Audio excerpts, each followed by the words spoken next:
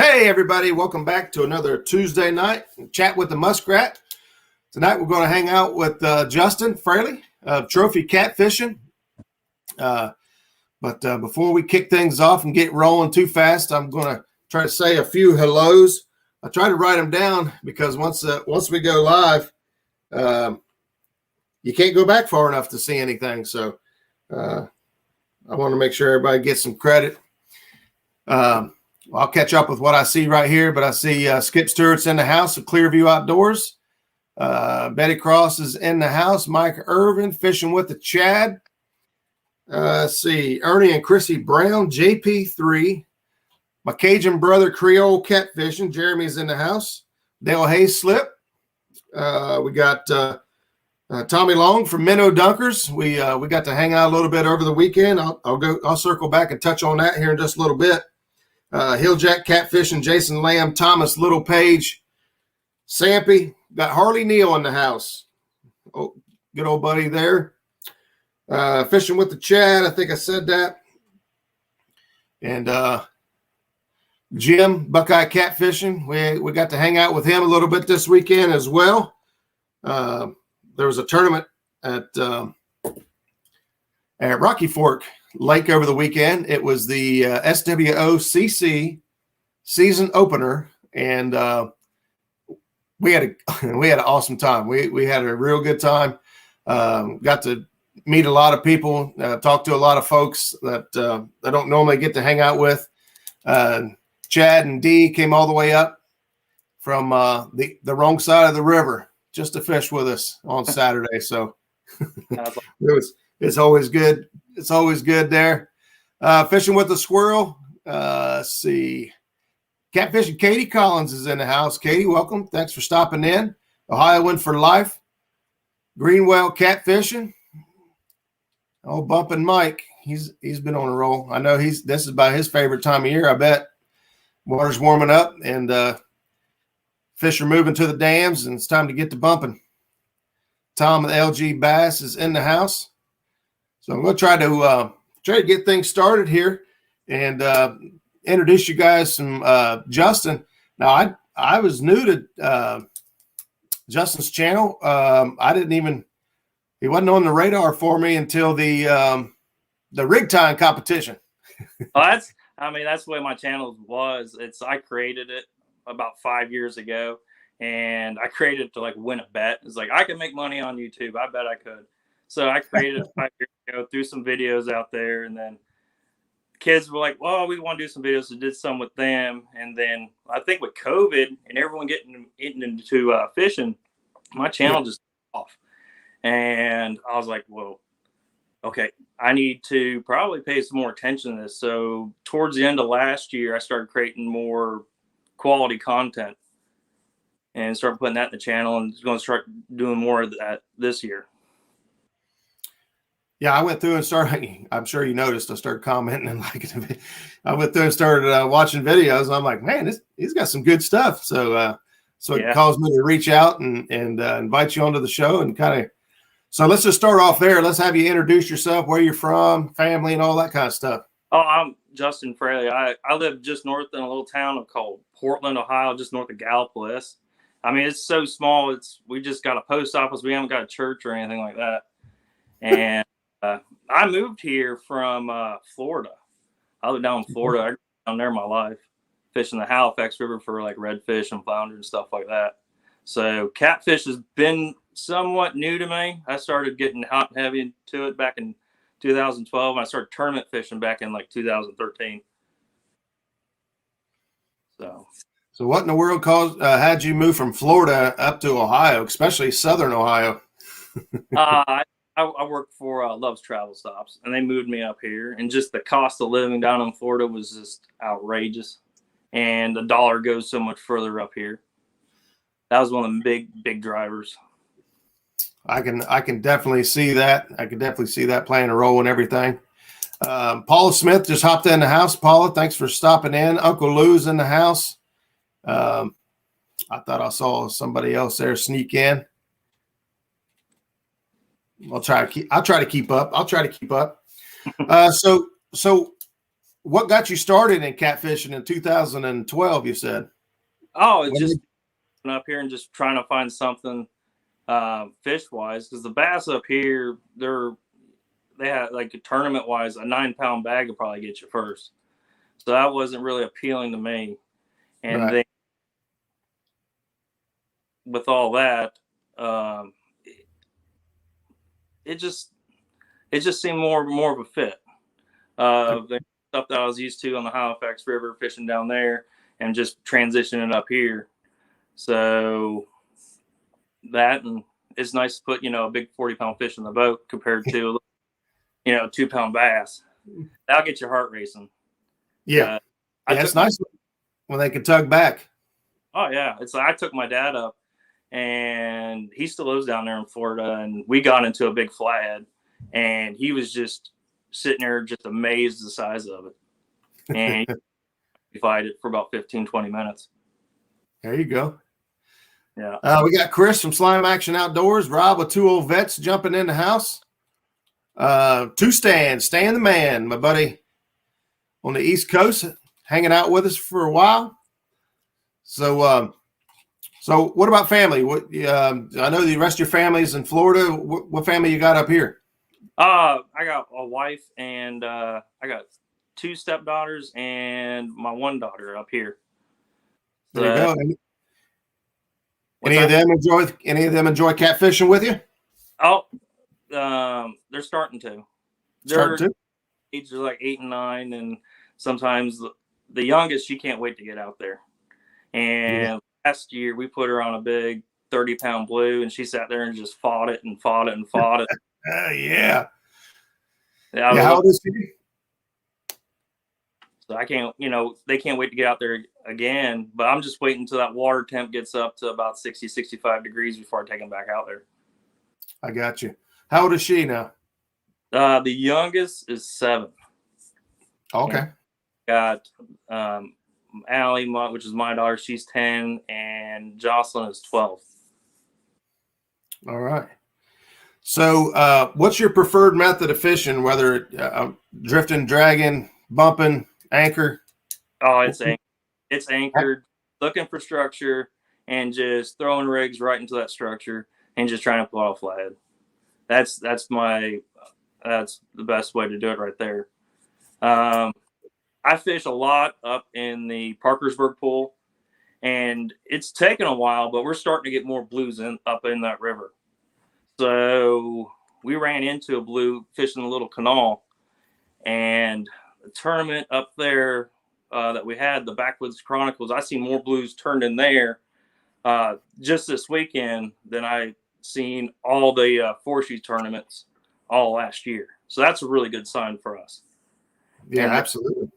And then I fish above that pool sometimes, up the St. Mary's pool, and sometimes out of Hayden City, and they're up there.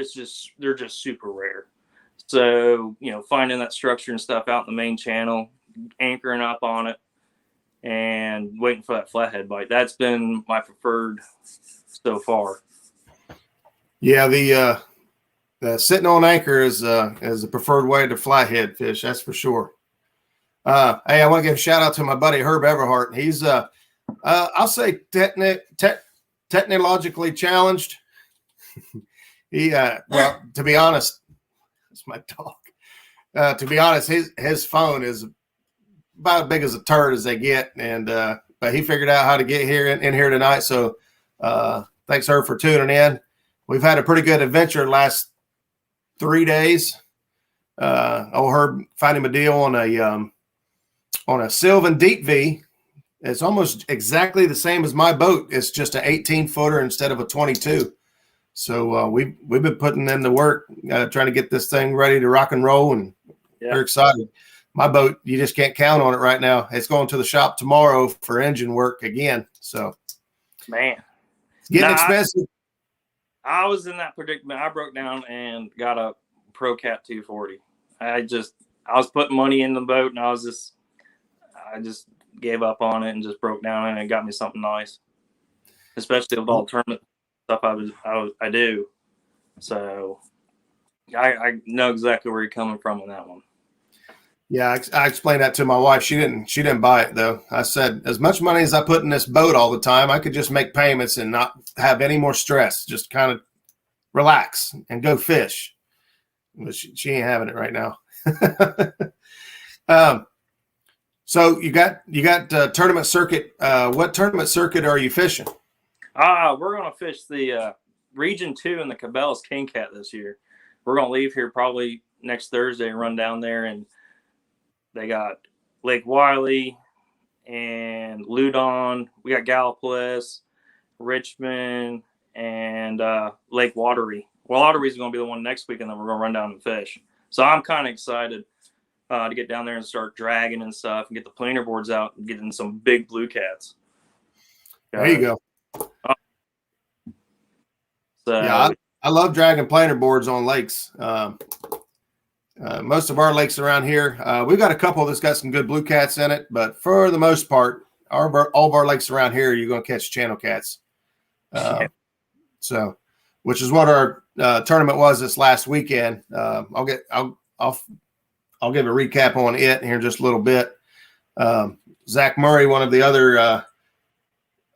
our partners for the River Warriors team, looks like he's just got off the river, caught a few, heading to the house. These longer daylight hours makes it where he's able to get off working time and go fish for a couple hours before he goes home. It makes it nice. I hear you. Let's see here. Checking chat right here. If you guys got any questions for Justin, go ahead and throw them in here, and I'll try to pick them out as I go. Otherwise, I'm just going to keep gabbing at him. Oh, that's fine. You go right for it. All right. So, what's your trusted gear? Rods, reels, and all that kind of stuff. I am running the Mad Cats rod this year, and then I'm running an Abu 7000 on it. But I'm a monofilament guy. I'm running 25-pound test mono. It just works a lot better than braid. Especially the way I fish, being anchored and getting hung up, I could break it off. I get 50 braid on, and it's almost impossible to try and get it broke off right. Yeah, I 100% agree with that. I've got some heavy duty line, and I started out with like 50-pound Ande Monster, and you are not breaking that stuff. No. Yeah. So then I went down to some 40-pound slime line, and then down to 30-pound slime line, and I'm like, man, I'm starting to think I don't want this big heavy line anymore.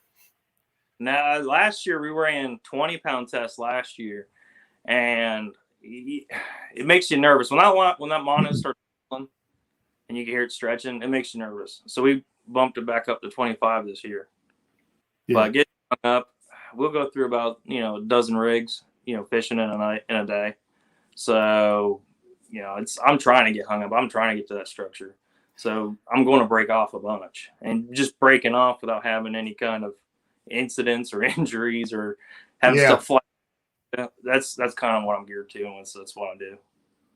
Yeah, you hear some horror stories sometimes of people breaking off or pulling real hard and something come flying at them. I've seen pictures of big old dents and Lawrences and stuff. That's just cringy. I've seen teeth knocked out. I don't know. Hey, real quick, we got welcome first of all Brandon from Catfishing Dreams, and Kevin Palmetto Cats has also jumped in the house.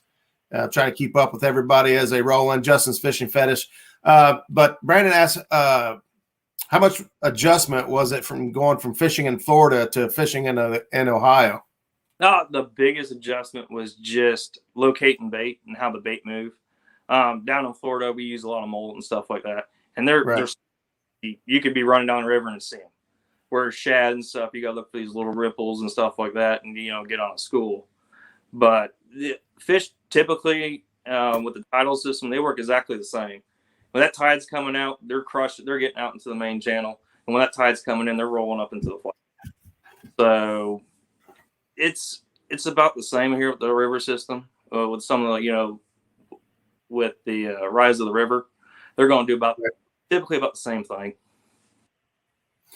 Lee Reed, our good buddy over Uncle Lou's Tackle, wants to know if when you're fishing for structure, are you looking for tree piles, rocks, or humps? What is it that you're targeting typically? My biggest thing is trees. And I'm not trying to look for fish, because everyone's been to the Bass Pro and see that flathead in there. He's up in a tree. You're not gonna see him on a Lowrance. So Right. a lot of times, when that temperature's up and those fish are active, usually about 65, we got a 30-minute timer, and we'll have about 15 spots of structure that we want to fish, and we go from 30 minutes, 30 minutes, 30 minutes, and just work our way. And that's basically what we're doing a lot, is just trying to hit as many spots and see where all the active fish are and see if they're holding up in that structure or not. Because I pulled into some beautiful spots. You're like, I've even seen, big giant wood piles and stuff on Google Earth. And you're like, there's got to be fish there. And I've stayed there for an hour pre-fishing and not even, have a channel cat hit. So it's just some things, it's just trial and error with a lot of spots. And then to me, the more spots you can hit on a 30-minute window, it's the better chances you'll have. Yeah. And so do you pretty much stick to that 30-minute window all year long, or in the colder months, do you stretch that out a little bit? Obviously, you're not fishing for flatheads in the winter, but. No, right now, it's like we were fishing a little canal, and it was pushing 60 degrees, but they're still finicky. So staying at spots maybe 40, 45 minutes. If we were getting a hit, it's just, okay, we'll stay here a little bit longer. And just, it's a gut feeling if you think there's fish there or not. Usually, if you're right on top of them, usually 30 minutes. But we're giving them a little extra leeway, 35, 40 minutes. Makes sense. That's how I am. I like to stick and move. I move a lot.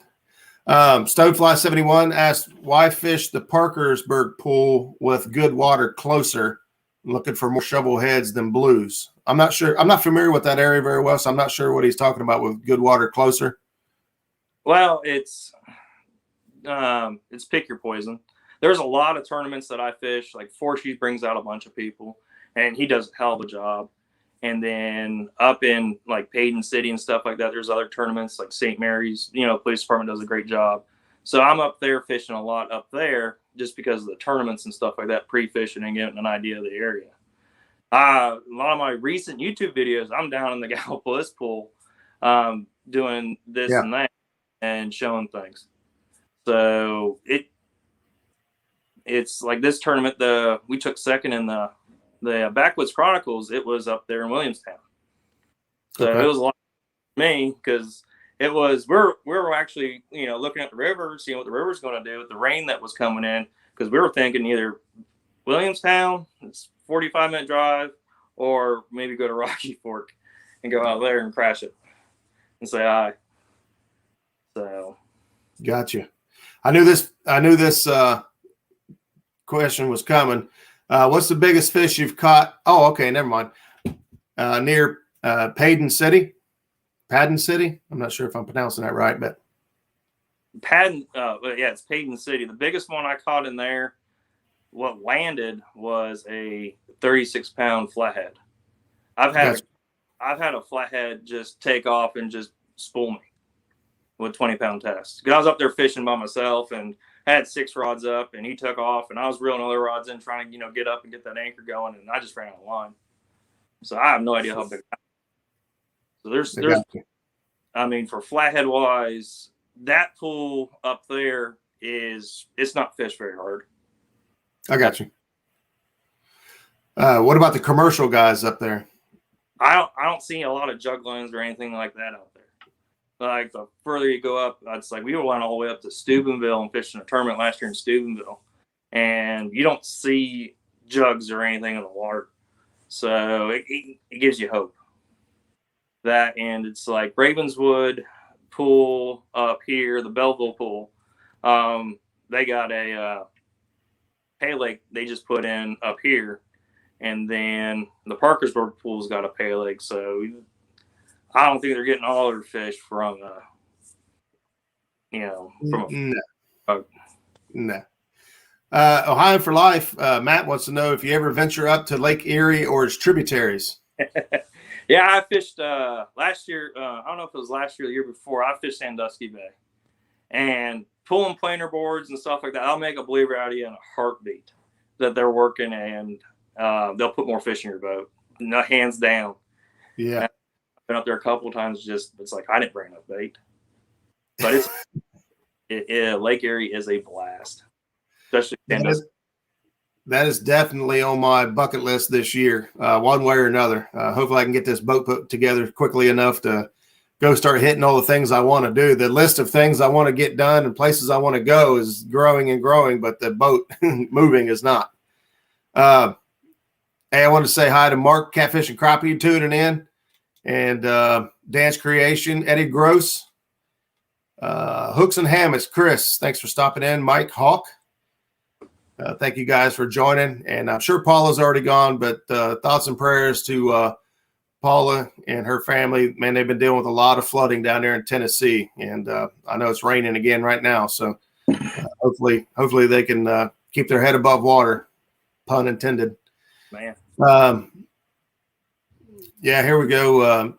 Tommy says May 1st, the flats turn on very good in the Gallipolis pool. He's a homegrown boy down there too. Got a lot of time on the water down there.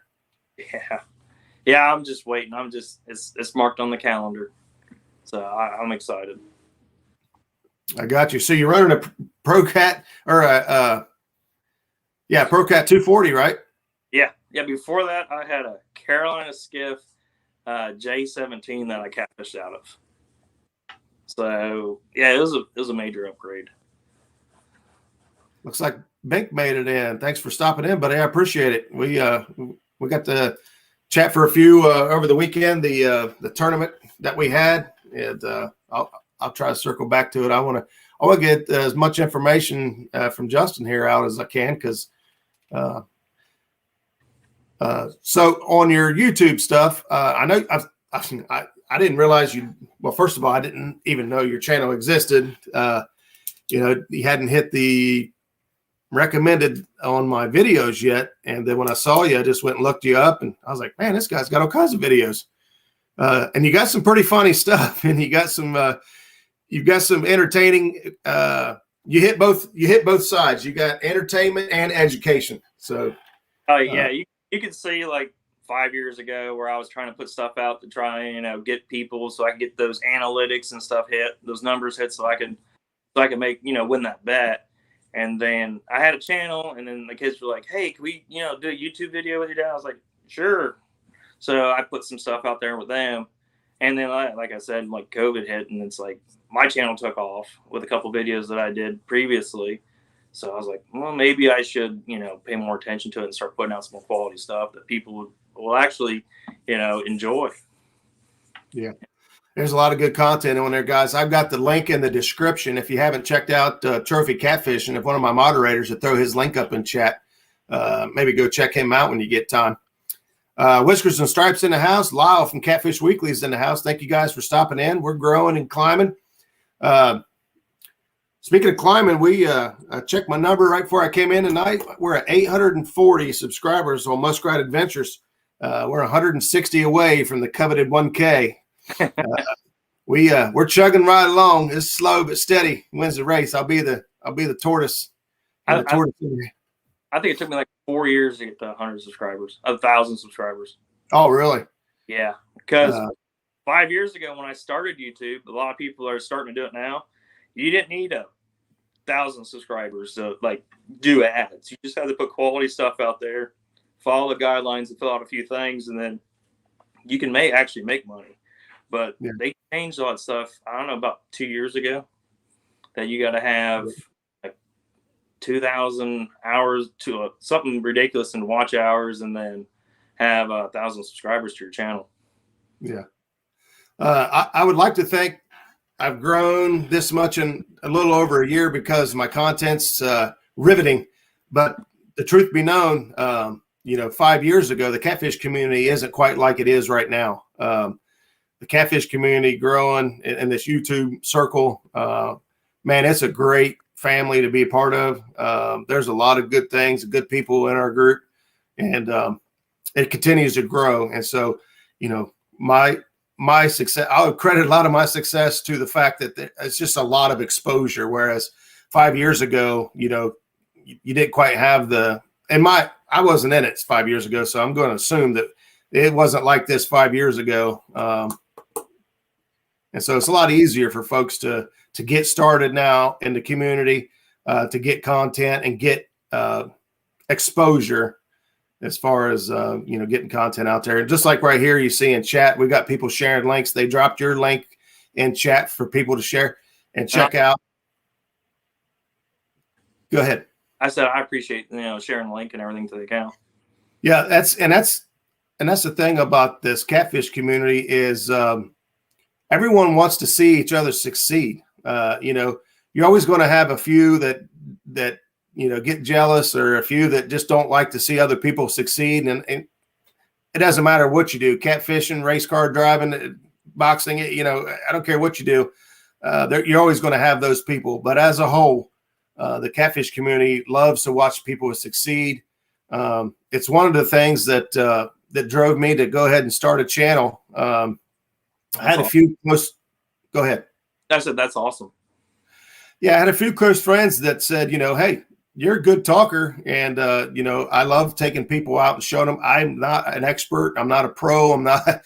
I'm just your average guy that likes to fish more than your average guy. That's how I explain myself.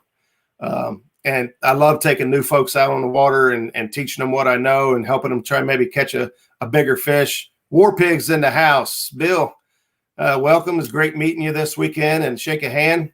I'll circle back here in a few. So anyway, yeah, the catfish community as a whole, man, just getting a lot of exposure and helping push each other along. So much support and love in the community. It's really refreshing, awesome to see. Yeah. Let's see, we got Mike Lewis jumping in. Epic Catfish. Tim Scott's in the house. So thank you, brother, for stopping in and checking us out. We're hanging out with Justin Fraley from Trophy Catfishing. There's Dave Funk. Thanks, buddy.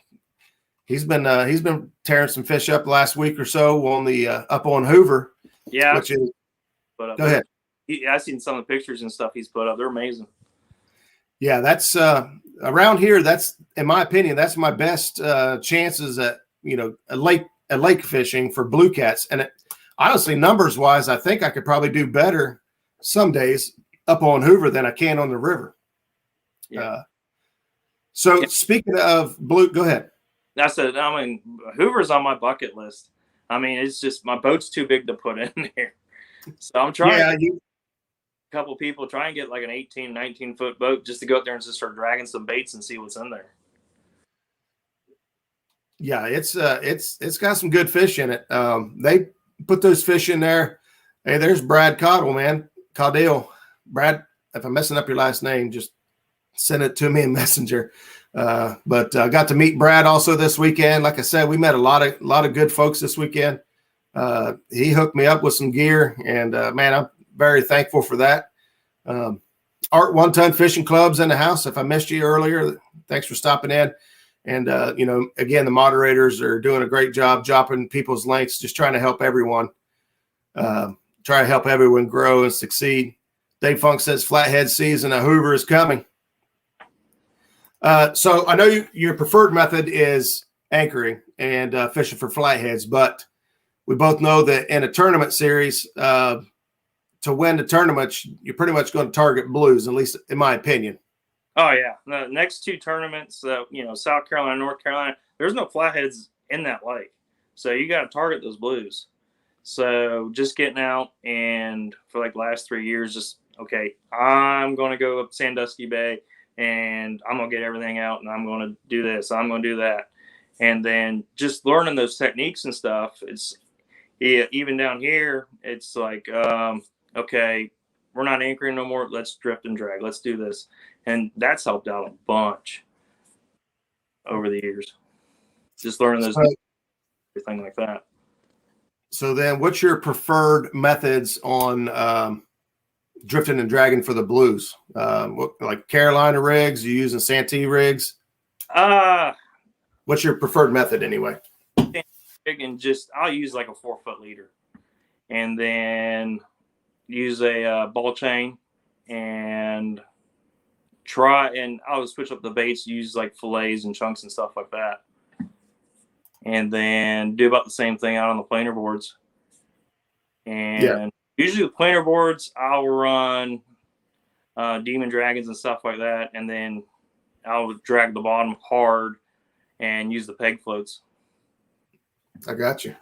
What causes you to change that up? Why the the demon dragons on the planer boards, but not on the long lines out the back? Usually at the planer boards and stuff out to the side, usually I'm looking for fish that are suspended halfway. I got you. And stuff like that. I got you. We've seen a lot of that this weekend. We've been marking suspended fish. You know, it was 12 to 14 foot of water there for a while, and this fish were suspended in 8 foot. So we was trying to drag the planer boards, suspend some baits, and get them out there. But it didn't work. We got our butts kicked this weekend. Hate to admit that, but we were. Hang on just a second. We were one of 18 boats that did not weigh in on Saturday. So real quick here, I'll give you guys the top 5 from the Southwest Ohio Catfish Club. Matt, man, I'm going to jack up some names, y'all. So if you know these folks or this is one of you, I apologize beforehand. But Matt Betchdolt, Vic Shepard, and Ty Moore won at Rocky Fork with 43 pounds, 43.61 pounds. And from what I'm hearing, that's a pretty low weight for the lake. So it was a tough bite, even for the year and for everyone out there.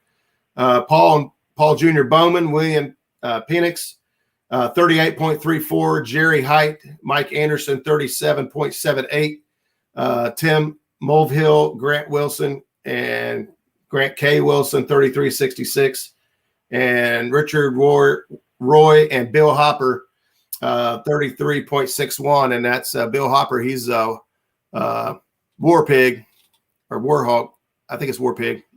I just had a brain fart, but that was them hanging out with us. So it was great to meet these guys and hang out and put a face with the name and shake a hand. And man, we just start making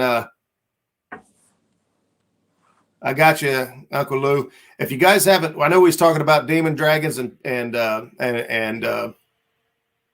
planer boards and all that stuff. If somebody's got a link for Uncle Lou, I'm not paid to say this stuff or whatever. He's not bribing me. But the Uncle Lou's planer boards, pretty much my favorite. I've ran a lot of boards. I've ran clear boards. I've ran spread and planer boards. I've ran Parker's boards. I ran clear boards. I do like clear boards, but man, being plastic and durability just couldn't hang with me. I tore them up. But Uncle Lou has a great planer board, and he's got, a lot of the demon style rattles, a lot of the like Versa rattles and all that stuff in his shop. And man, his prices are more than fair. So thank you, Kevin, throwing that up there for me, and Stan. Appreciate you guys. While we're talking about the tournament this weekend, I kind of went over the results there. But I was able to, like I said, meet a lot of people. And, man, we had a good time. I didn't want to leave anybody out, so I wrote it down. Chad, like I said, Chad and Dee come up from Kentucky and fished up here. It was great running into those guys. Ernie and Chrissy Brown was also there. Like I mentioned, Bill Hopper, who took 5th place in the tournament. Great job. Derek and Shelby was also up there. Like I mentioned before, Brad was up there and hooked me up with some gear. Bink and Janet Fox, Willie Smith was there. Tommy, and Trevor Long was up there. And Trevor Long had big fish of the tournament. He's Minnow Dunkers in chat. He had big fish at Rocky Fork this weekend with 16.21 pounds, 16-pound channel cat out there. So that's a big channel. That's a big channel. Brad mentioned who knew someone still had a Ponderosa. So after the tournament was over, several of us went over and we hit the buffet, man. Me and Chad, Dee, Ernie and Chrissy tagged along with us. Actually, they ended up paying for my dinner. So Ernie and Chrissy, thank you very much. I appreciate that. That we had a good time. We hung out and just laughed and chuckled and poked ribs. And Derek and Shelby made it up there too, and there a couple of folks. I think it was Shelby's family that was up there with us as well. It was fun. Yeah, there you go. Here's what I'm talking about. You never give up. He caught that 16-9 at 2:15. The tournament was over at 3. Wow. Tournament was over at 3. That's crazy. That's a Hail Mary. Yeah, big motor wouldn't stay running. And actually, I know Derek's not in here tonight, but Derek got started and lost steering. He could only turn left. Made for an interesting day. He wanted to show me his Navionics map and show his track, because it just was circles all the way back to the marina. So we enjoyed poking a rib at him, and I'll probably end up going down and helping him replace the steering cable. As most of you know, I had to go and replace mine as well. I caught what you said earlier.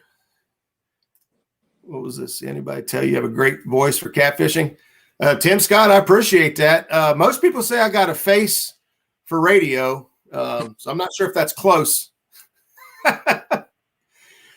Hey, I wanted to ask your opinion about these Mad Cat rods. Oh, they're what everyone says they are. They're great. They're almost like a big cat fever rod, but they got just a little bit more backbone. Not much, just a little bit more. I mean, they're almost identical and stuff. In some of the aspects with how they load, with a couple fish that we caught, but it just seems like that little backbone just helped you get the fish in the boat a little bit quicker.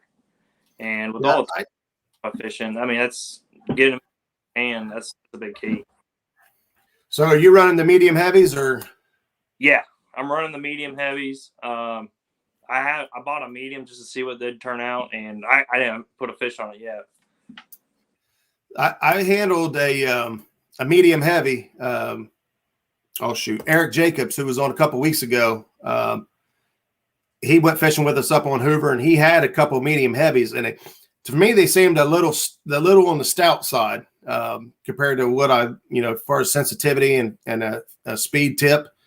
So I was wondering if I would enjoy the mediums better than the medium heavies, but I'd like to give them a try. So I was just curious what your experience is with them. Okay. Uncle Lou here. If you guys haven't read that yet, so if anyone here has ordered boards and not happy with your clips, get with me. I have some others on the way, and we'll mail you as soon as they get here. Let me tell you, Uncle Lou, I use his boards, but I'm brutally honest with him. And when I see something or I notice something that we can improve on to help make his product even more a greater product than what it already is, I do. And so one of the things I told him is that the second round of clips I got, they just really didn't perform very well. He overnighted clips enough for me and Skip and Chad, because he knew we were all fishing that tournament on Saturday, and we got those clips on Friday, able to take them to the tournament and fish the tournament. That's awesome. So talk about customer service and going above and beyond. I don't even know if he's making money on anything yet because of his customer service. But man, I guess I'm a fanboy. Bill says they caught their 5th fish at 2:50 on a 3:00 close. Way to hang in there and stick it out. Yes, you are. I appreciate you and Skip very much for your honesty with me. That's the only way to be, man. If somebody truly values your opinion, then you got to give it to them. So I'll be 100% honest with everybody. Sometimes it's good, sometimes it's not. Catfishing Heroes, Sean's in the house. Thanks, brother, for popping in. I'm trying to keep up with everything. So what are your preferred baits? So we'll start with flathead because, well, I think most of us will agree that that's our favorite. Yeah. I mean, yeah, to me, like early springtime, I'll go, skipjack and gizzard shad and, moon eye. And towards the spring, trying, just a lot of live gizzard shad. Towards the middle of the summer and stuff like that. And like last year, towards the end of last year, there was baby shad everywhere. And it's, one of the, we were just, it's like, I call it the hatch, just like fly fishing and stuff, just go out and match the hatch. We were just catching baby shad and just putting as many on a hook as we could and throwing out there. And we had more success than that than, the larger cut baits.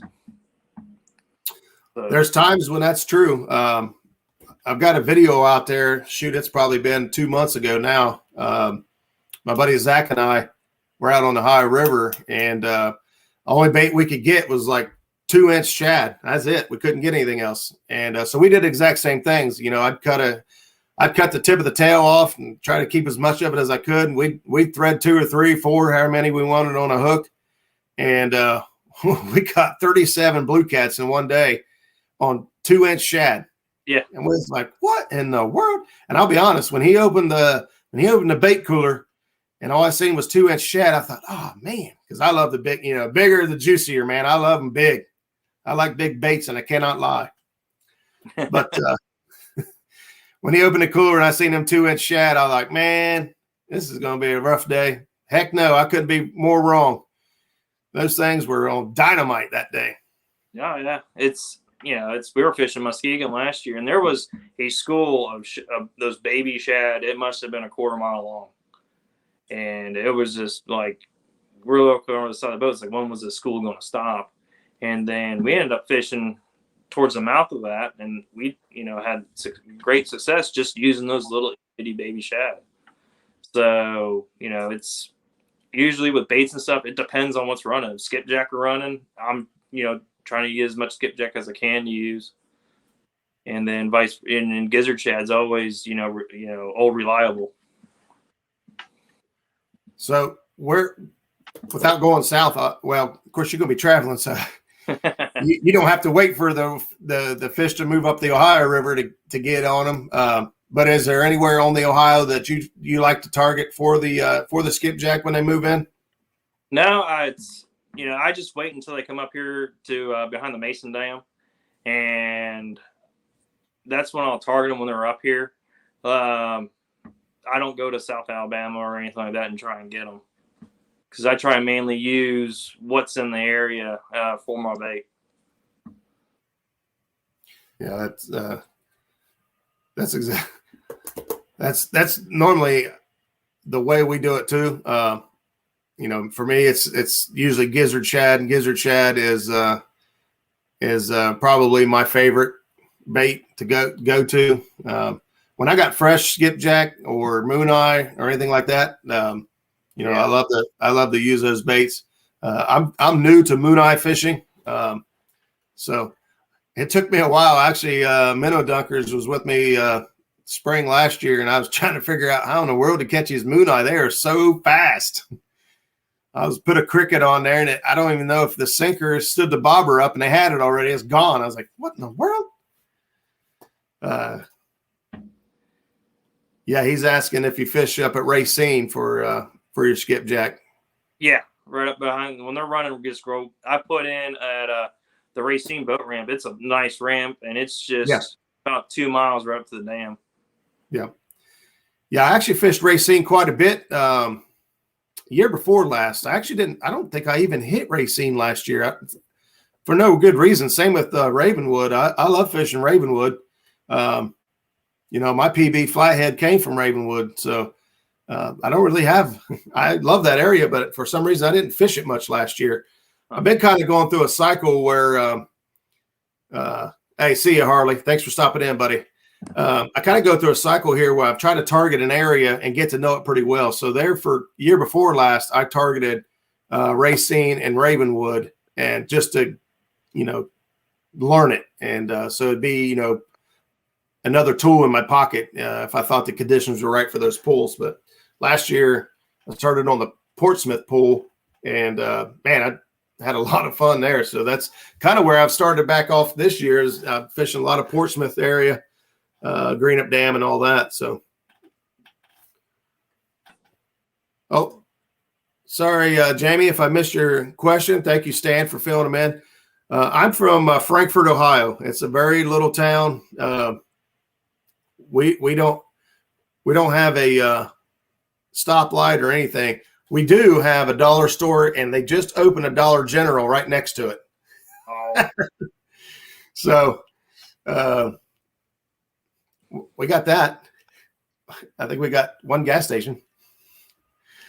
So yeah, Minnow Duck, he's familiar with that area too. Tommy down there. Tell us how you go ahead. So say Racine pool and Ravenswood pool, those are great. I mean, those are awesome. And it's just the only problem is when you start going up and like Marietta and you go a little bit further, them blues down. They start thinning out. That's the only thing I've ran into fishing over the years. Yeah, I hear that a lot. I talked to Louie, and actually Louie was at the tournament too. I forgot to write him down. Louie and daggone it, her name just slipped my mind. Lady Cat Outdoors, but she has a name. Dang it. Anyway, they're up that way, and that's pretty much what they say. There's not a whole lot of Bluecat in there for them to target, so it's mostly flathead all the time. There you go, Frankfort. If you blink, you missed it. That's about all we got right there. Skip Stewart says Sunflower Festival. Sunflower Festival and Frankfurt Pizza is about the only two ways anybody even knows we exist. John Patrick the third there, him and his dad, they live up there on the Racine pool. Supposed to get together and do some fishing this year for sure, and put things together and get out there and get it done. Try and get through here. I'll make sure I get everybody's questions and comments in here. Muskrat, did you throw away the Chad sticker? No, D. I was going to try to make this part of the show. And before I go any further, I'll start off by saying we got catfish and crappie new to the board right here. So thank you, Mark, for the sticker for the board. We got fishing with the Chad. Got that decal this week. So we're going to try to, if I can get my fat fingers to work here quickly enough, I'm going to throw it up on the board. We'll do that right now. Let's see. How's that look right there? Huh? I like it. It's in. I'll leave that on there for now, then I'll just peel it off. Fishing with the Chad. Is Chris still in here from Slime Action Outdoors? Chris, you still in the house, buddy? Well, now I can't get, I bit my fingernails all off and I can't get under that thing. So we also had Chris. I don't know if you can see this here. This is a really cool looking decal from Slime Action Outdoors. Chris is very new to the catfish world and YouTubing. He's got some DIY stuff out there. He's a good kid. Enjoyed talking to him. Ran into him also Saturday. This is kind of big, so I'm going to stick her down here. I'm going to stick it right there. Just for you, Chris. Thank you for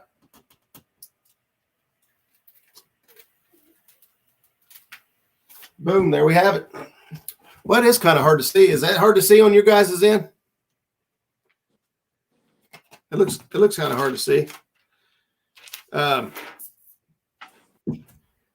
So maybe black will work. He sent me one for the board and one for the boat, or one for the truck. So I love that. Same with Derek.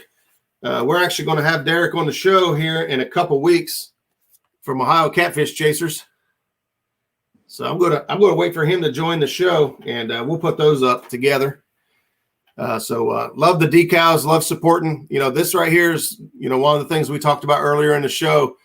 Supporting these guys, fishing with the Chad, me, Muskrat Adventures, Catfishing Crappie. Right there is Harley Neal, Patriot Catfishers of America, and I just had some other cool stickers, so I stuck them up there. But I love supporting all the other channels out there and growing together. It's a fun journey. So Central Valley Adventures, hello, thanks for stopping in. George Ray, thanks for coming in. All right, Justin. So when you what do you do for a living? What pays for your passion? I am the milkman. I deliver for Prairie Farms now. It used to be Dean Foods, and I used to run in all of Meigs County, but now I am back over in Wirt and Calhoun County over in West Virginia, and Okay. it's an ongoing joke. Whenever the girls walk up, it's like someone asks them, it's like, "What does your daddy do?" He's the milkman, and it's like, oh, he really is. So, I mean, there's a lot of awards and benefits and stuff. It's like when I was with the girls and stuff down here in Ohio, when I was delivering over here, I'd show up to their schools and stuff like that, and they got bragging rights because I was bringing in all the chocolate milk for all the kids and stuff like that. So, I mean, that was like a feather hat. That was a great bonus. So Absolutely. They came over to West Virginia, so I'm over there now, and it's kind of nice. Because of where I'm at, I don't have any cell phone service, but at the same time, with that, the COVID numbers are like almost absolutely zero. So I don't have, a lot of people don't really worry about that, and a lot of things are open. So it's like a blessing in disguise. Real quick here, seen Kelly drop it, said, I didn't hear my names. Kelly over at the Bullock Experience. He actually has a show on Tuesday nights at 7:00 called What's in Your Tackle Box. And if I heard him correctly, I believe Tim Scott is going to be on that show next week. So that'd be a great show. Tim Scott's always a blast to talk to and hang out with and just soak everything in. There he is now. Muskrat, I'm going to throw you one. Do you think, given a choice, would you rather fish full sun with less current or mer current under barges with overhead cover shade with less current in the Ohio? I would rather fish barges, cover overhead shade with less current. Yeah, I'm the same way. What's that? I said I'm the same. Same way. Yeah. I like current. But right there, that's saying, hey, we're fishing flatheads right there. I'm anchored up, fishing under barges. And I like a lot of current because I try to slip my bait back underneath that barge as far as I can. I walk bait back or use light weights and things like that. But, yeah, overcast, cloudy, that's always going to be my preferred. I'm a fat guy, so I burn up in the sun. It gets hot. But overall, I feel like I do a lot better cloudy, overcast days. Than I do. Yeah, it's like with me, like, I started fishing tournaments and stuff, and it helped out a lot because you had to go. You've paid the tournament fees and done this and that, and no matter what the conditions of the river were, you had to react to it. It wasn't like you can be like, oh, right, I'm going to stay and do that, and whatever the river's doing, you got to go. So that helped me out a bunch, trying to locate and find fish and stuff like that, and pattern them as well. Hey, Facebook user, I need somebody's help. I cannot figure out how to get my if Kevin's still in the house or Mark, Catfishing Crappie, maybe one of you guys can get time. You can help me figure out how to get my live up on. I've got two separate screens here. I've got my Facebook open here, but I cannot find my own live to follow along, so I catch all these comments. So I'm just not. When I said my buddy Herb was technologically, it was really me. Wandering Fisherman's in the house. So here's a question I like to ask at times. So besides catfishing, which if I get the feeling that it's pretty much what you like to do when you got spare time, Right. is there any other hobbies or any other passion that you have outside of catfishing? Watching baseball. That's the only other thing is watching baseball. There you go. Reds and Ohio State football. That's the only other two things that you can consider outside of fishing. That would be like a passion or a hobby. If I'm not catfishing, then I'm trout fishing. It's either one of the two. So yeah, I don't know that I even have anything else outside of fishing. If I'm not fishing, I'm working on my boat. It seems like anymore, which used to be enjoyable when I tore it completely apart and rebuilt it the way I wanted. It was kind of frustrating. But I was trying to keep up with the comments here. It looks like it should come through StreamYard. So it looks like I'm looking at something wrong. I did see it ask something for permissions.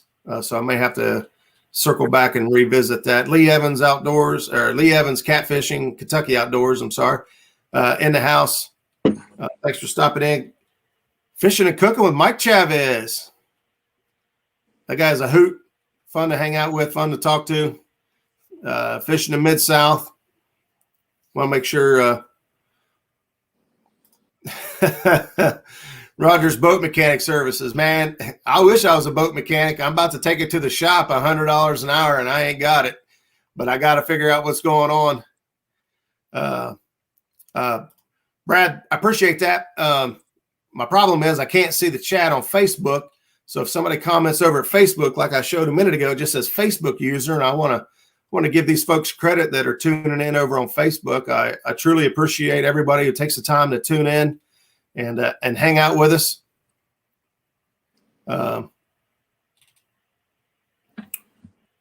Try to see. I've seen some other names right there.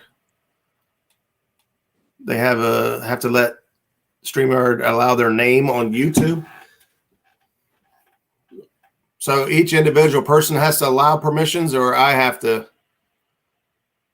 allow permissions to my contacts through. I don't know.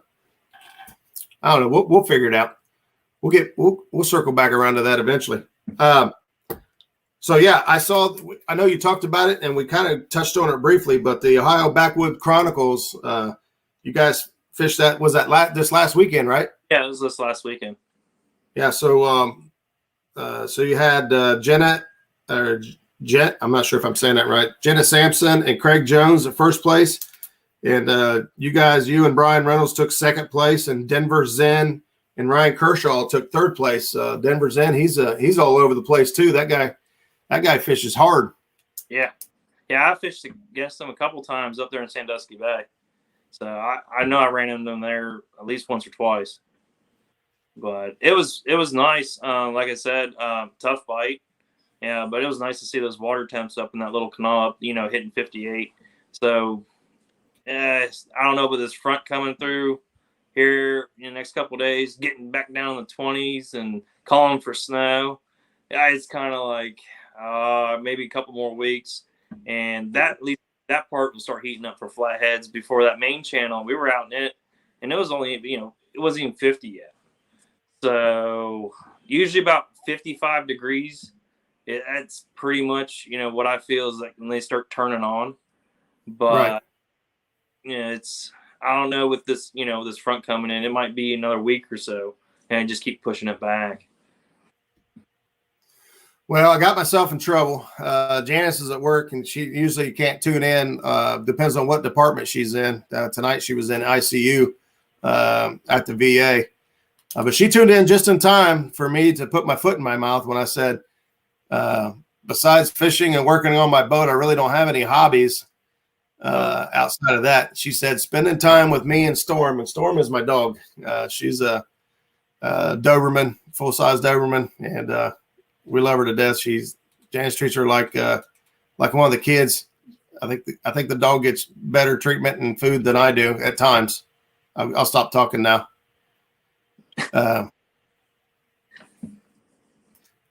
So somebody's trying to help me out, but as we can see here, it only says Facebook user. If you are in chat, you need to click the link above and allow StreamYard to see your name. But if that's what you did, it did not work because it didn't give me your name. Oh, boy. Michael Murillo's in the house. If I missed you and I hadn't called you out before, thanks for stopping in. Fish and Chick is also tuning in with us. So we got to it earlier. We kind of skated around it. I thought it was going to come out. What's your PBs as far as blues, channels, and flatheads now? We talked about a certain area, but not in general. My personal best for flatheads about 48 pounds. But my blues down there, it's only about 42. I don't know. A lot of people, south of here, they might, laugh at that, but West Virginia state records was 58, 59. 59. Yep. So I can't to get south, North Carolina, South Carolina, and break that. I'll be chomping at the bit here. Put something, hopefully something over 70, 80 pounds in the boat. Especially, I got James River on the docket, and I've heard so much stuff about the big blues there in James River. I can't wait to get in there and start fishing that. So I'm excited more than anything, just not fishing tournaments, just, getting in some, larger quality, fish than what's up here. Right. Now I see it. Thanks, Skip, for letting me know. Tim asked a question. I missed it. So why do you prefer overhead cover for flatheads scientifically? I do a lot of fishing during the day, and I've kind of like the barges and stuff. Like you've talked about it. I'll go down almost down to like a 2-ounce no roll, and I'll walk that thing all the way up, maybe 100 yards in the middle of the day, and there won't be any structure there. But those barges they're holding bait, and those flatheads, it's I got to talk to Brian. Maybe those are like lily pads for bass. They'll move up in there, and a little bit depending on the water temp, especially in the midsummer. And there's bait there, and maybe a little overhead cover like that for them. I had one spot about 3 or 4 years ago. I was catching, up there in Parkersburg, I was catching blues, channels, and flatheads. We're off the other under some barges. They moved the barges. I went back and scanned it just to see what was there because it was holding so much fish, and there was nothing. There might have been like a little hump, but there was nothing there, and it just I was scratching my head going, everything that I've learned, this shouldn't make sense. But yeah. Yeah, I'm not even sure what that means, Tim. So whatever that is over my head. But yeah, I feel the same way. To me, it's more about they're ambush predator. All right. So they like to hide under the darkness of the barges. They like to hide under the darkness of logs, rocks, anything that they can hide and create an advantage for themselves to attack a prey. And so I feel when we have overcast skies and it's just naturally a little bit darker than when we got bluebird skies, in my opinion, I feel that it helps them get a little more active. They'll come out. They won't hold so tight to cover. They won't hold so deep inside up underneath the barge. They're more apt to come come forward, making it a little easier or a little more accessible to get baits to them when they're not hunkered up so tight. So I'm not sure if that's the right answer. That's my opinion, and that's what it is, my opinion. True catfishing dreams, but what catfishing dream says? Shovelhead, love overhead cover, love laying under structure, and ambush from below. It's pretty much the same thing. Justin Fishing Shed says same thing, the ambush predator. However, Tim has the scientific answer. And for me, that's the real why I like talking to Tim so much is Tim answers the whys. People can give you advice on try this and try that. And, if you do this, it'll work. If for me, I'm kind of one of those people, I got to do it and I got to see it. I got to prove it. And so what Tim answers is the whys. Why does that fish do that? Why is he compelled to do such a thing? And once you start understanding how catfish instincts are and how they, want to behave or what characteristics they carry, to me, it's making me a better fisherman. I'm thinking more about, the fact that I overthink catfish way too much. It's for me anyway. I put way too much thought into it instead of just thinking about what does the catfish instinct tell him to do, in this condition. Lake Logan Saturday, 8 to 4, Catfish Bob group. Hope to see some of you there. I'll be fishing with Mike Moneybags Wall. Good luck wherever you are fishing this weekend. Appreciate that, Tommy.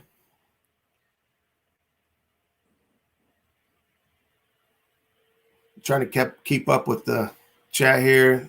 You're saying that flatheads see better in shadows. Ooh, see, I might have missed something there. See, I'm not sure if maybe their sight is. That could explain, why they turn on as soon as the sun goes down. I mean, right. May have something to do with the cones in their eyes. Yeah. I'm looking for the answer there. I don't know if they do or not. It's just one of those things that they see better. It makes sense.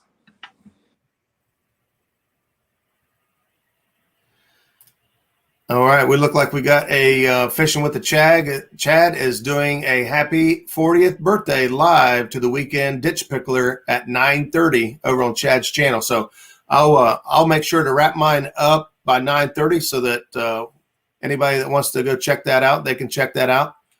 I'm not sure how long that'll last. I was going to say I can just continue to rolling, and you guys can come on back if you want to hang out. We'll just wait and see. Let's see. Shovelhead. Or hey, you could tell War Pigs from Southern Ohio. He calls them Shovelhead. I was raised. I call them Shovelhead and Flathead both. I heard it my whole life, both ways. How about you? Oh, just I haven't heard my whole life, but Flathead, and so that's what we've gone with, was a Flathead. Shovelhead was something that was kind of new because I've heard Flathead so many times. So yeah, to me it's just Flathead. I got it. JP3, we'll do that, man. Depending on what time of year, to be harder than or easier or harder, depending on when we get out together. But we could definitely try to get on. I love fresh bait. So I tried to make it late, so I didn't go over you, Roger, but you could keep going. Don't think you have to stop on my behalf. Oh, no, I don't want to stop. I wouldn't stop on your behalf. I would stop to participate, to help out, to share the love, so to say. Chad Noldy, hey, buddy, thanks for stopping in. Let's do a Muskrat Adventures live stream skipjack fishing at Greenup. That sounds awesome. That sounds awesome. Tommy, you let me know. You let me know when you want to do it, and we'll get set up and we'll get together, and we'll get down there. And man, there's times that it could just be an absolute blast down there. We will have fun, and knowing the groups of people I hang out with, we're going to have fun no matter what. So before people take off, I know we still got about 20 minutes for the Chad show starts. So next week we're going to have Brian Jones from Flint Hill Catfishing. I've been talking to Brian we all talk to Brian on and off, but Brian is a avid kayak fisherman and has made an awesome YouTube platform for kayak fishermen. I don't know how you guys do it out of kayaks, what you do, but Brian is a fun guy. His YouTube content is really funny. He has a lot of good advice, and you know, he has a lot of inspirational quotes and messages that he ties into his videos as well.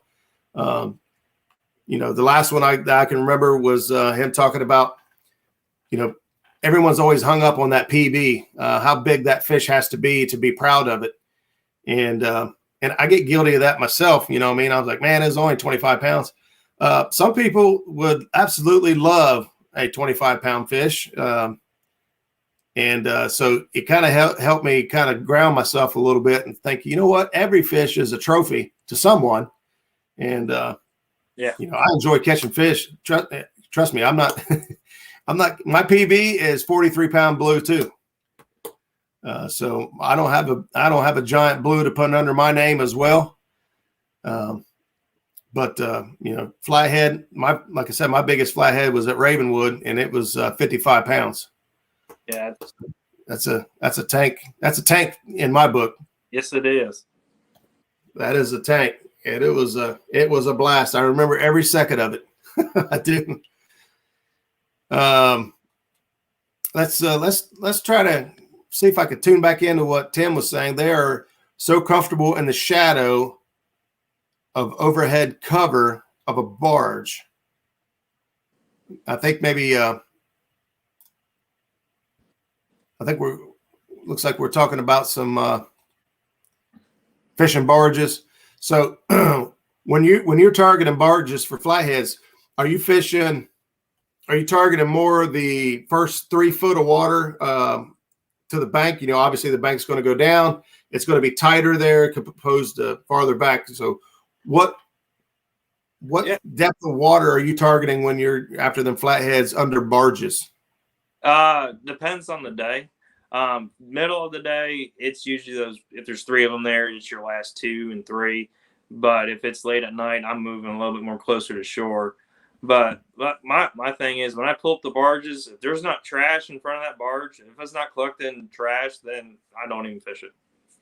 Unless I know there's a hole there. Because usually that tells me that barge hasn't been sitting there for a while. And usually, you know, within about 2 weeks, they'll start collecting trash in the front of that.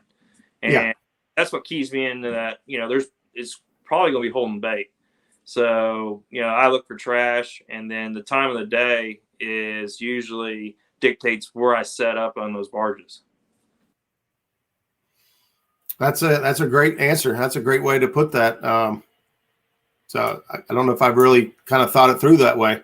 I know the trash and stuff has always been one of my targets. You know, I want the ones that have been sitting there longer.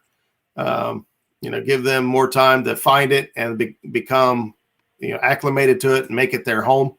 I know that we've all heard the stories of flatheads, you know, being caught taking the weigh-ins miles and miles away, and then come back the next week and that flathead's back in the same hole.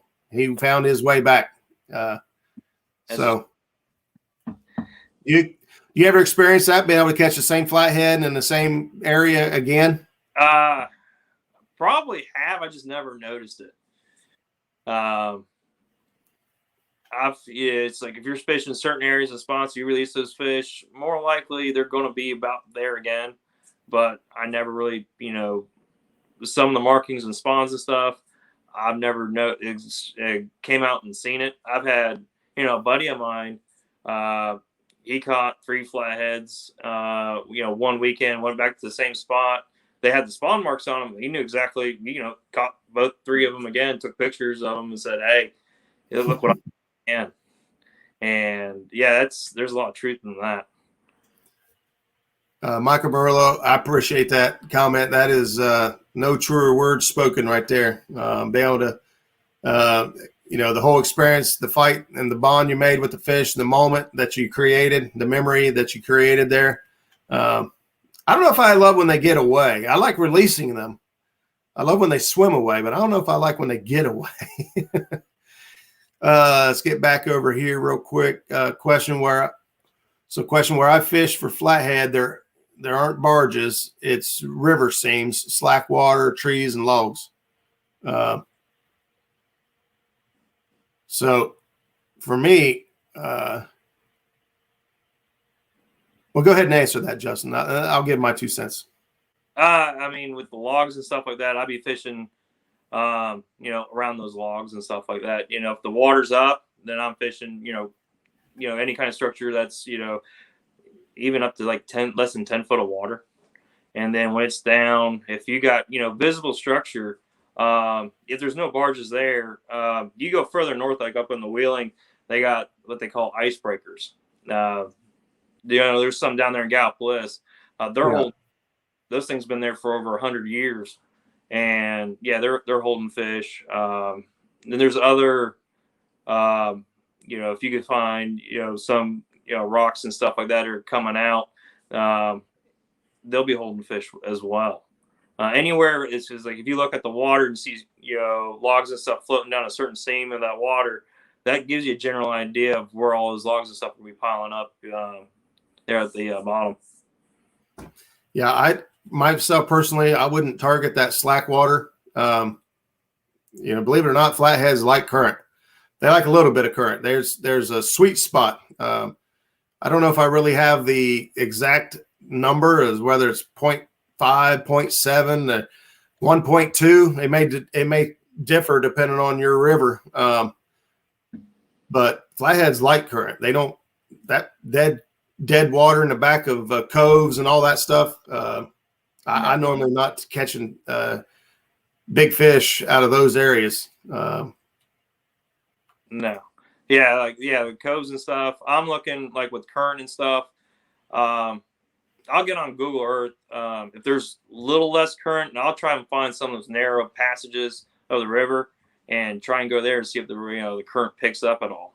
I could look. Everyone get on Google Earth and see the wide spots in the river and the narrow spots, right? And try and find that funnel.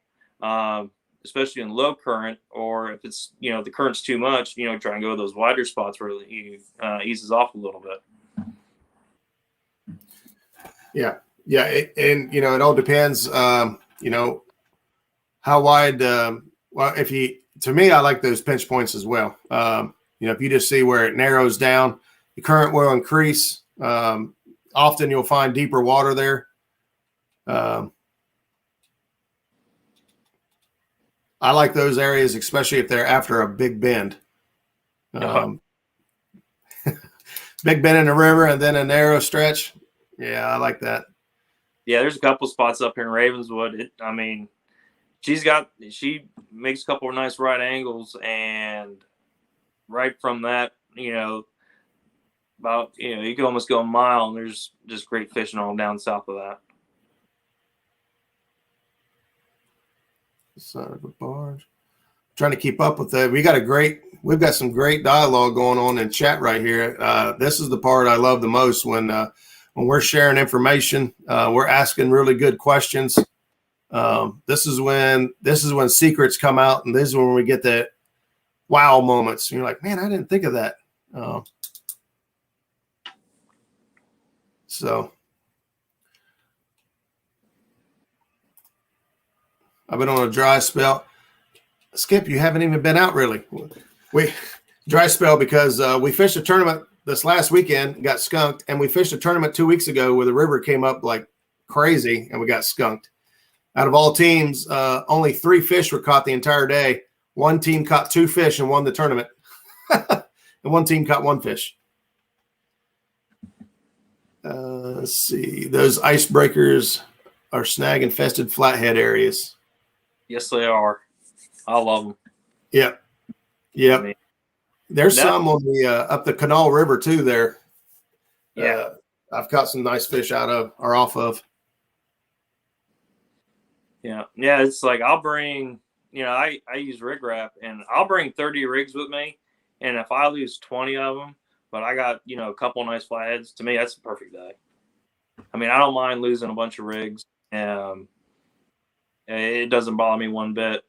And, with the pound test that I use, I don't have a problem breaking off either. It's, to me, I use a lot of Carolina rigs and stuff around certain areas that I know I'm going to, start losing rigs. Right. But yeah, I think I actually heard chins hit the floor when you said if I lose 20 rigs in a day, but I catch a couple flathead. I heard everyone say, what? No. I don't like losing 20 rigs, but I don't mind breaking them off. I get right in there. I throw right in the gnarly stuff. You know, we've been talking about precision casting and you know, Pythagorean's theorem and how to, you know, make sure they get the angles right to get the. I want my bait right there. Yeah. I want it right exactly where I want it to be, to put it right in front of their face. Yeah, and I got demon dragons, but I won't throw them into the stuff. I'll lay them outside and try and use them outside. But I know I'm going to lose a bunch of rigs, and I do everything I can to try and cut costs. And try, you know, if I lose a rig, maybe about 50 to 55 cents in a rig, where most of my cost is like, you know, the hook and, you know, line rattle. That's where I try and, you know, generally keep most of my costs in my rigs. So if I go out and lose 20 rigs, I mean, I'm out less than $20, to whereas if I go out and lose 4 demon dragons, I'm out $20 right there. Yeah. So that's just one of the, you know, things that I do. I mean, I'll, you know, pour my own lead, you know, buy everything in a giant bulk, and I'll have everything here. This is a great compliment to at least to me, and hopefully most of the folks in chat here. He's heard more smart answers and theories of catfishing on YouTube in the last 2 or 3 years than he has in 20 years on the internet. He says, hats off to all of us. That's a big compliment. You know, to me it is, because Tim is pretty much dedicated. I mean, when he went to college, he said, I want to learn about fish. I want to see what makes fish do what they do. And as far as I'm concerned, Tim's dedicated his life to the science and of catfish, and the fact that we can, when he says you're on the right track, that's good enough for me. Mike Greenwell, thanks for stopping in, buddy. I know I caught you earlier, but appreciate you being here. Let's see if I catch anything else here. We're at 9:22. I know Chad's going to do his thing here in a few minutes. So, I did see a good question. What hooks are you using? I use the Whisker Seeker triple threat 8/0 hooks, and those are the I forgot the name. Diachi? Not Diachi. They're offset. I went with an offset circle hook, and you know, my hookups went up, you know, dramatically, just using the offset. I'm not sure where Warpig gets. You ever hang blood bags off of your boat, shovelhead scent shells? I'm not sure what kind of. I don't think they hand those out at the hospital. No, I've never done that. Well, he may be talking about you know, cut bait and things like that, and just hanging it over and let those juices kind of work. I know that there's a lot of artificial stuff out there. I can't remember the name of it. There's actually a drift and sinker that has a reservoir in it to fill juice up, and you adjust the drip. So when you're dragging, you're leaving it bloodline. Right. Bloodline. Yeah, I've seen those. Now, usually the way I fish, I had a PVC pipe that was probably 2 inches wide, and I drilled holes in it, and all the bait that I would go through during the day, I would refreeze it and then chop it up, so it was constantly chumming. But you know, that 30-minute timer, by the time that chum has gotten to the fish, depending on your current, it's either they're there or they're not. So I just, you know, just didn't see a need in it. I just quit doing it. Yeah, we've had our discussions on my boat about using a grinder, like a food grinder. Yeah. And you know, as you're trimming tails off or bait, you know, you take an old bait off, and you got a big pile of bait there because you don't want to throw it in the water and, you know, feed the fish you're trying to catch without a hook. Just throw it in the grinder and grind it all up, and just has life, man. Thanks, brother, for stopping in. Appreciate you being here. Justin's Fishing Fetish wants to know what kind of rod rack and rod holders are you using out there? I got the Monster rod holders with the old Monster rod rack. That's what I use. There you go. Let's see. Anybody else got another question you want to pop in here real quick? I'm going to, if you want gigantic personal best flathead when targeting, specifically, you have to go to the areas that do not have Bluecats. Is that for bait? Is that because of the bait availability in those areas? If flatheads are, if the Bluecats are getting the bait before the flatheads do? Usually, I mean, I've had good luck. Like Cabela's tournament, we caught a 38-pound flathead throughout the same exact spot and, landed a 25-pound blue. So, I mean, if there's bait in the area, they're all going to be fighting for it. I mean, I've never seen, it's like, well, there's a flathead here and the blues are chasing them out. I mean, if flathead's big enough and the blues are small enough, flathead's going to eat that blue or that channel. Yeah. So, I mean, to me, like, the flathead's the king of the river. He's got the biggest mouth. So he's going to do whatever he wants. And you get, a 50-plus pound flathead. He can probably eat whatever he wants in that river too. So I don't see a blue, chasing out a flathead. I can see a flathead chasing out a blue. Yeah.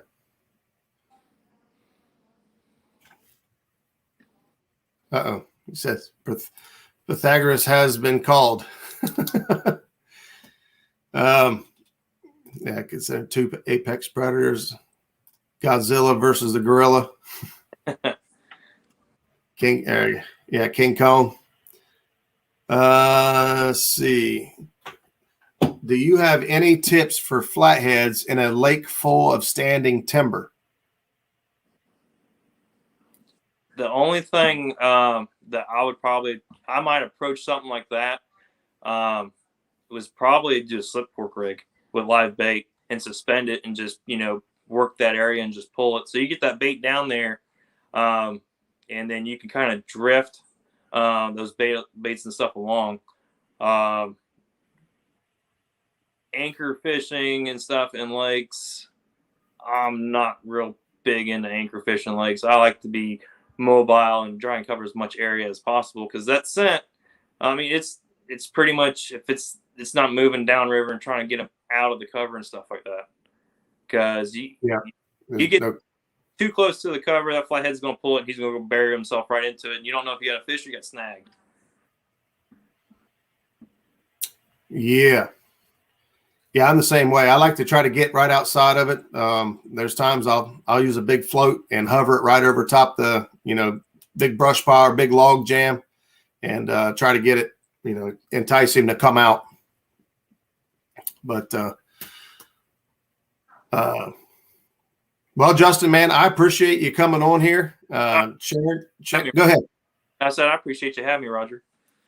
Oh, anytime, man. I'd love to hook up with you sometime and do some fishing. I bet I could learn a thing or 5,000.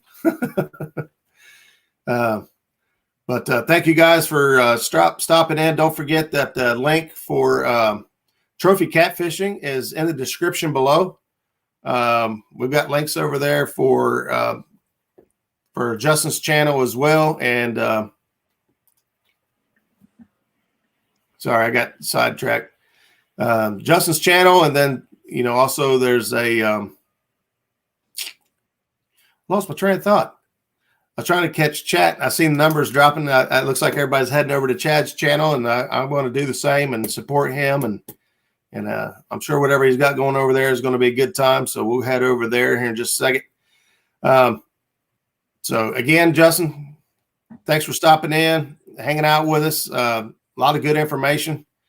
And I don't want to invite myself on the boat, but if you ever got a spot, Hilljack Catfish, and I can't remember if I called you out earlier. I know you was in early in the show, so thank you for being here.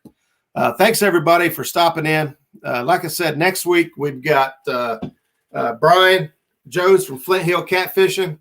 The week after that, we've got Derek from Ohio Catfish Chasers is going to come in and talk a little bit with us about dragging baits and for channel cats, because I apparently need a lesson. I got my tail whooped last weekend, so we'll talk a little bit about channel cats the week after next. We'll talk a little bit about kayak fishing next week. And Justin, you got anything else for us real quick?